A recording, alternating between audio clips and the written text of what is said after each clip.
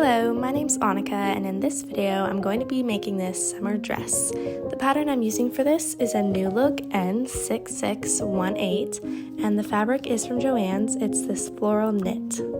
Now to get started, I'm going to cut the pattern out, and I want to keep it intact, so I'm cutting it in the largest size. Then I'm going to set my iron to the lowest setting and give it a press to get all the creases out. Next, I'm going to trace my size onto the fabric and cut it out. Then with the two back panels right sides together, I'm going to start the large dot and sew all the way down. Then I'm going to cut some elastic cord about 2 inches long, fold it in half and baste it to the left of the back opening, like this. Then I'm going to iron both sides down and give it a top stitch.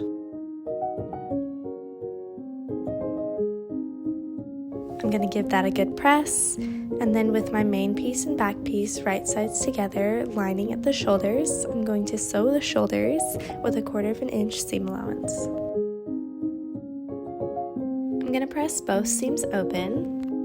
Then I'm going to make some bias tape from some white cotton and pin it right sides together to my dress neck edge, and I'm going to leave about 3/4 inch extra on each end. Once I've done that, I'm going to sew around the entire neck edge. Then I'm going to turn my dress inside out and fold the ends in and then press down the entire thing towards the wrong side of the dress. I'm going to repeat what I did for the other side by folding it in and then folding down the edge again. I'm going to pin it down and then I'm going to sew around the entire neck edge twice like this. I'm going to give that a good press, and then I'm going to take one of my straps and fold it in half widthwise and sew along one of the shorter sides and the longest side.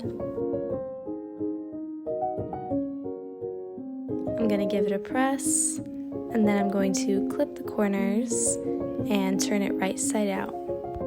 I'm going to repeat that for another one, and then I'm going to place them where it's marked on the sides of my front piece. Then I'm going to pin the front and back pieces right sides together along the sides, starting at the underarm. Then I'm going to sew both sides together like this.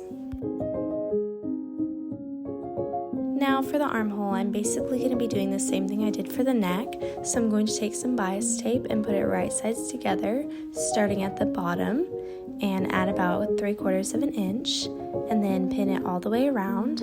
Once I've done that, I'm going to sew around the entire thing.